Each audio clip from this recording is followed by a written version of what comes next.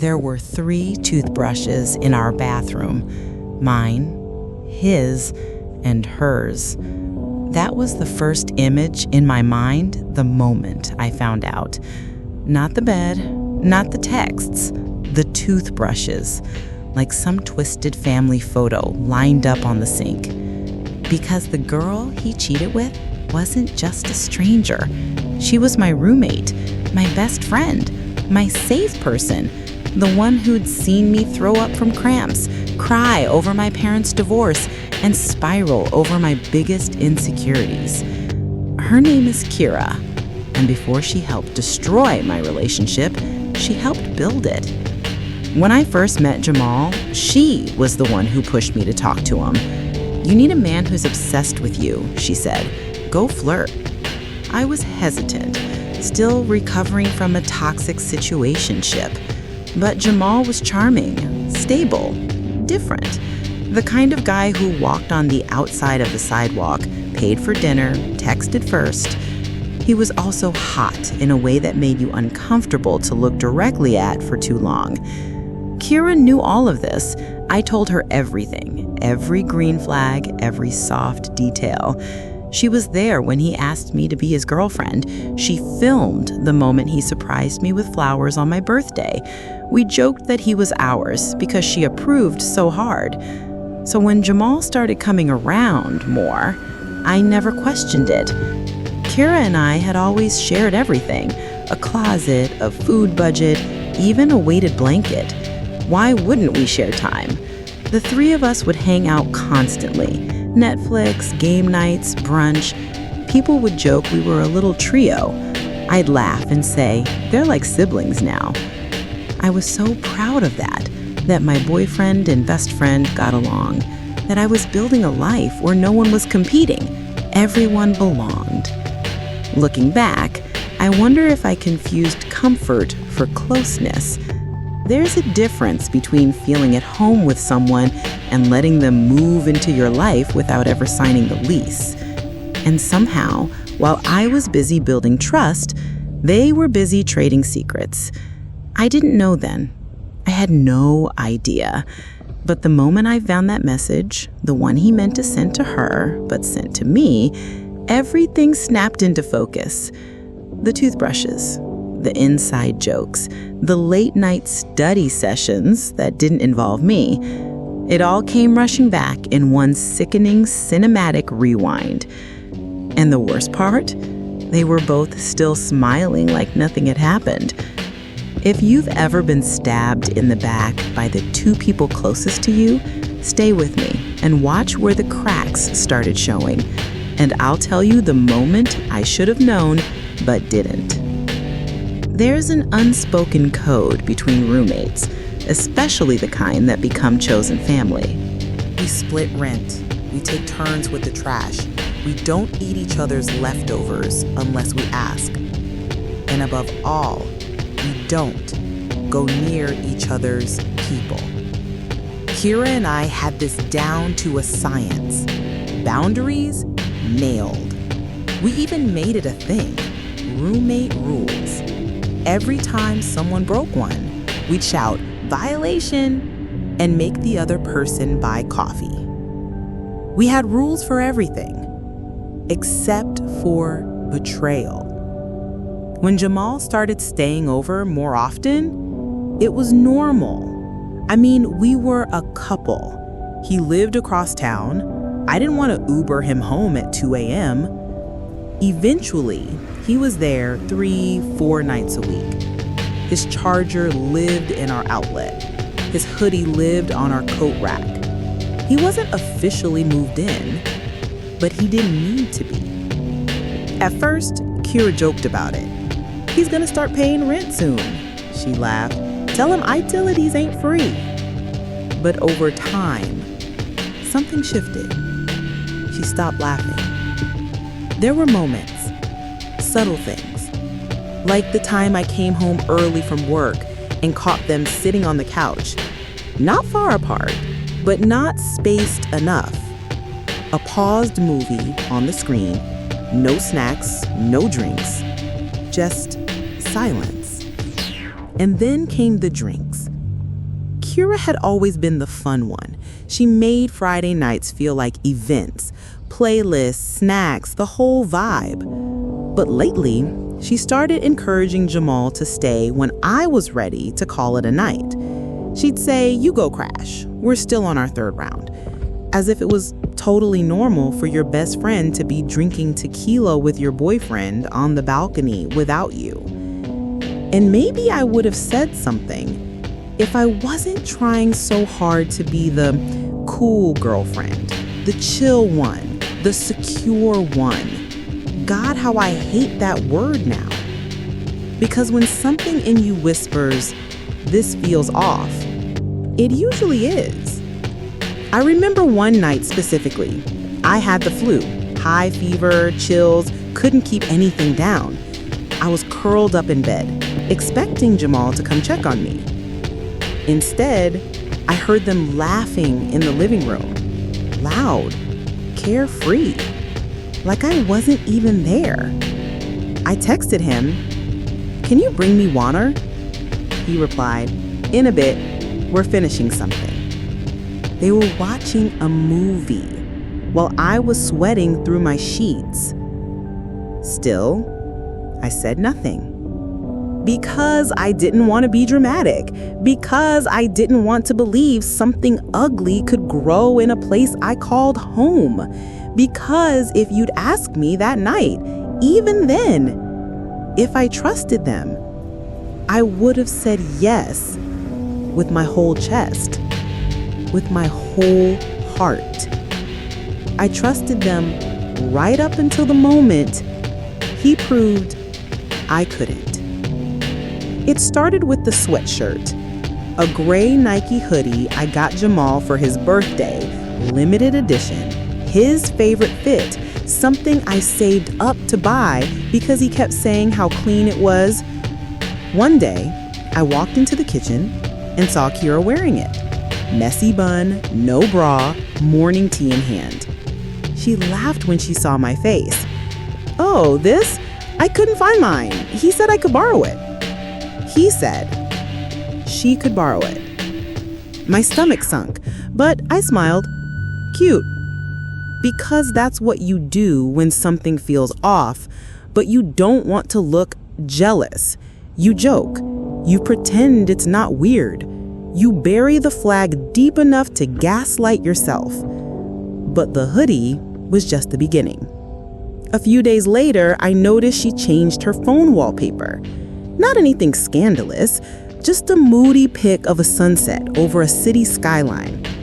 But I recognized the photo because I took it on Jamal's phone from the hotel balcony we stayed at for our 1-year anniversary. So I asked, casually, "Where's that pic from?" She shrugged. "Pinterest, I think." I didn't press.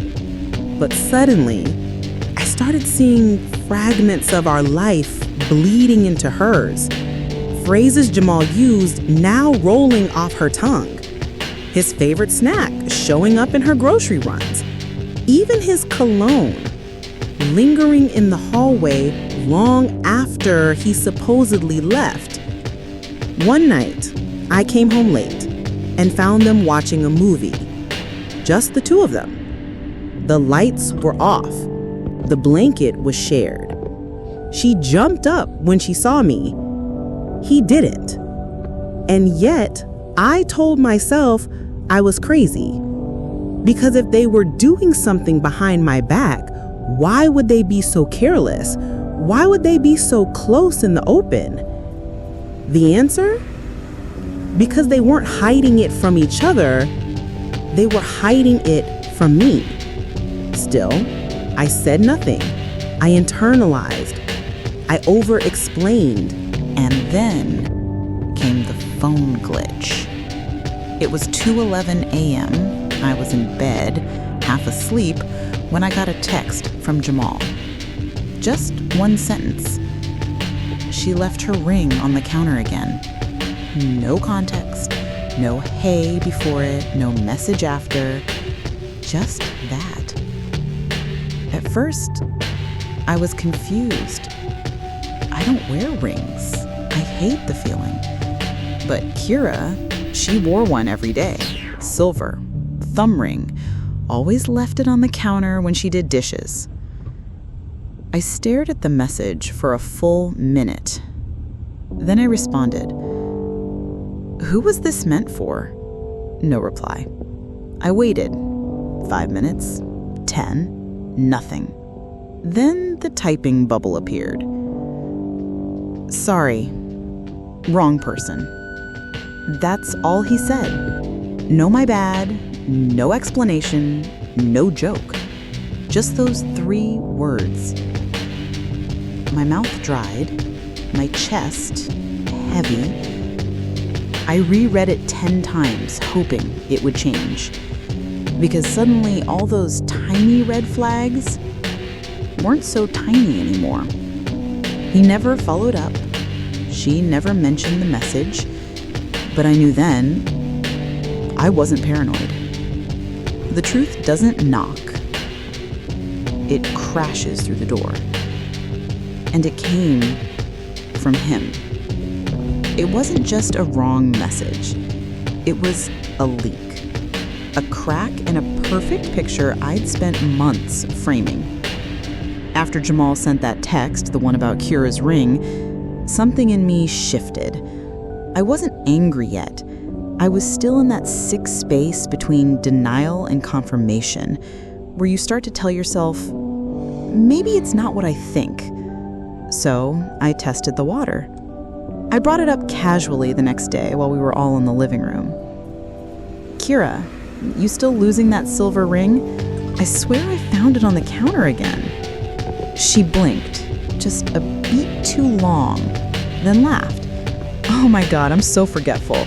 Jamal's always roasting me about it. Jamal's always roasting her about it. Just like that, in front of me. She said it like it was nothing, like it made sense. And he didn't even flinch. That's when I realized this wasn't slipping. They were comfortable. Too comfortable. I started watching them differently after that. Not obsessively, but intentionally. The way she never wore that ring around me anymore. The way his phone was always face down now.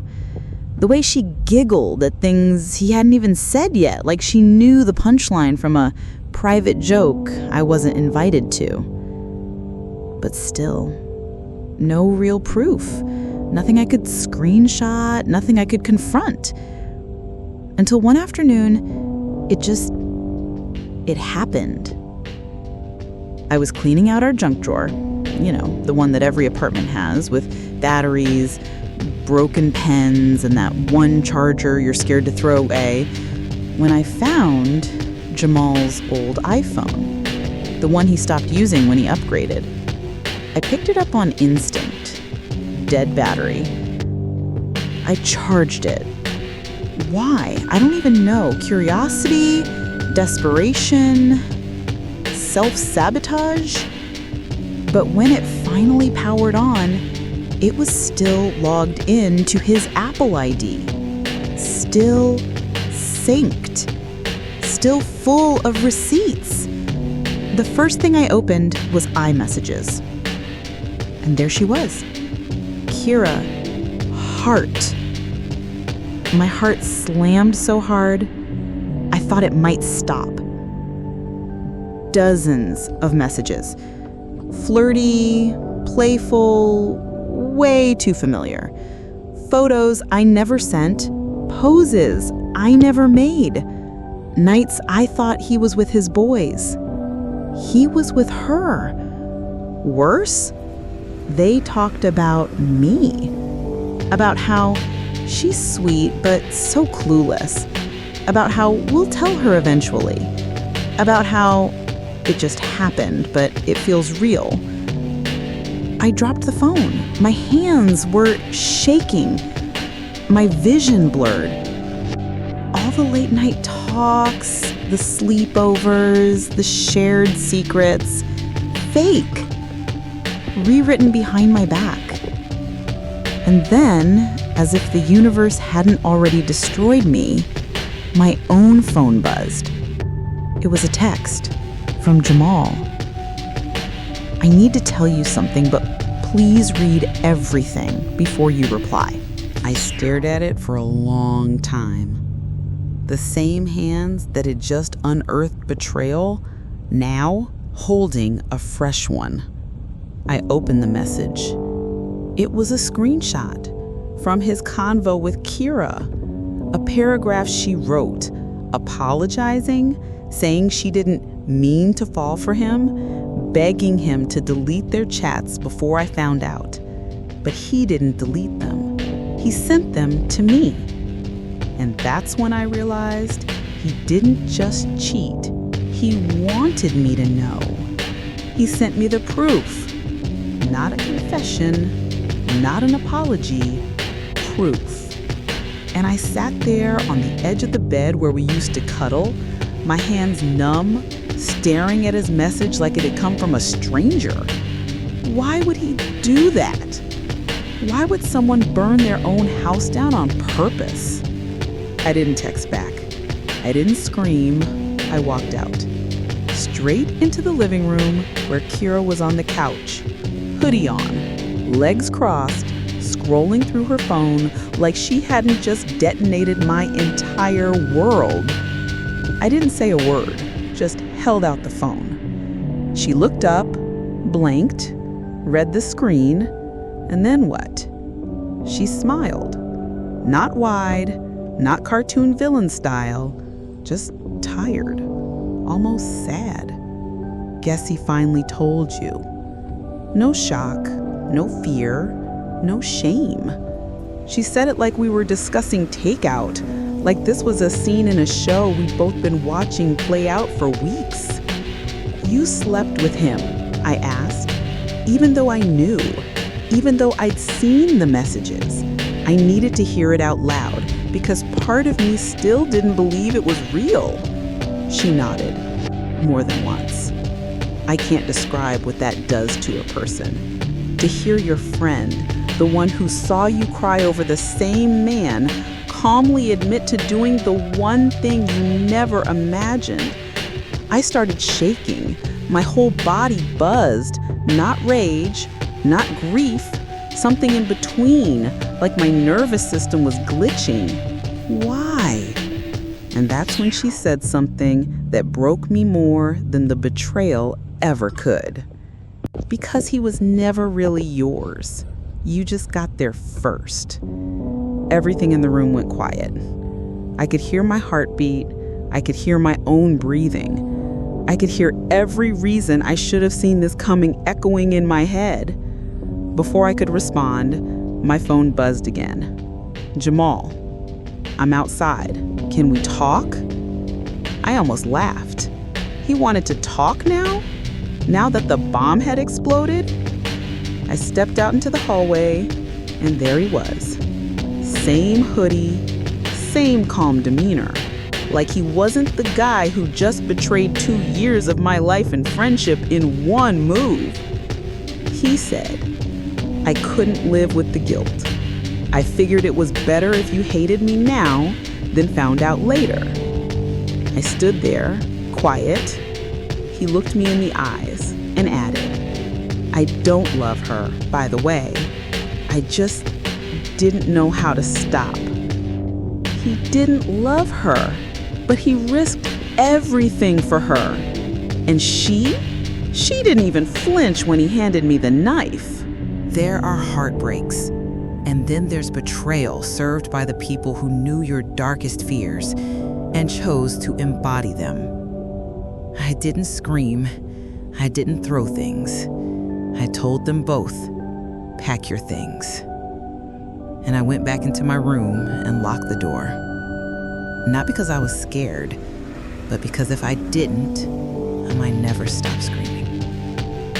But ending things wasn't the end.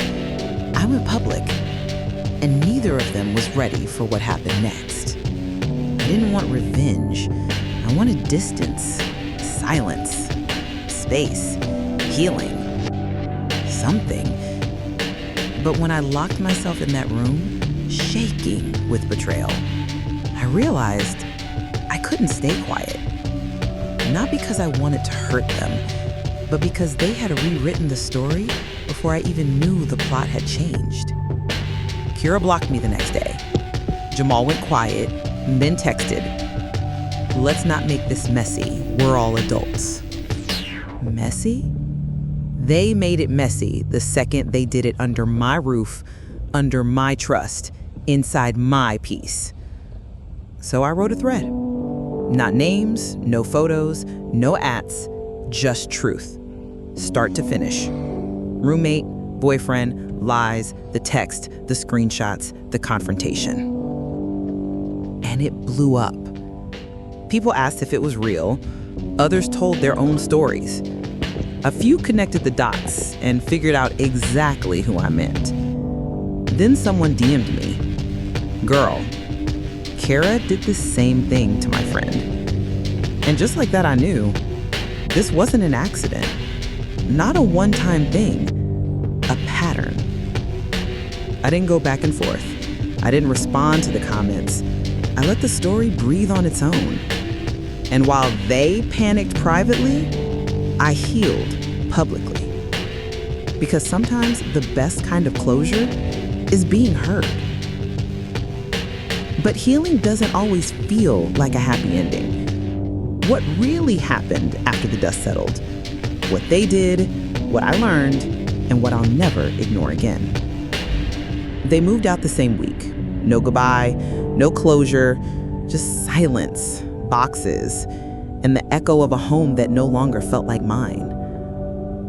For weeks, I replayed everything. Every laugh, every group hug, every whispered, "I love you," I once believed. Grief is strange.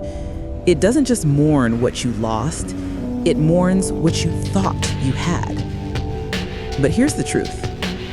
I didn't lose a friend. I lost a performance. And I didn't lose a partner. I lost the lie he kept telling. Jamal texted once more. "I'm sorry. You didn't deserve that. I hope one day you'll see it wasn't all fake." I didn't respond because I did see. I saw it for what it really was. Not love, but possession. Not friendship, but proximity. And Kira? She unblocked me 3 months later, posted a healing journey reel with crystals, beach waves, and the caption, "Sometimes the hardest decisions are the right ones." I didn't react. Because when someone can ruin your peace and still center themselves as the victim, you owe them nothing. But I owe me everything. So I moved. New space, new locks, new air. And slowly, I started breathing again. Not trusting everyone, not forgetting what happened, just living. And for once, not wondering if the people I love are hiding knives behind their backs. If you've ever had your heart broken by people you trusted, know this: you are not dramatic. You are not weak. You are not too much. You are waking up. And waking up always hurts before it heals. The toothbrushes are gone now, but I still remember them. Like headstones. For a relationship that died quietly, right in front of me. If this felt like your story too, leave a black heart in the comments. Let's heal louder than they ever expected. Subscribe to D-Truth Diaries for more unfiltered truth, because some lies deserve to be exposed, and some stories need to be heard.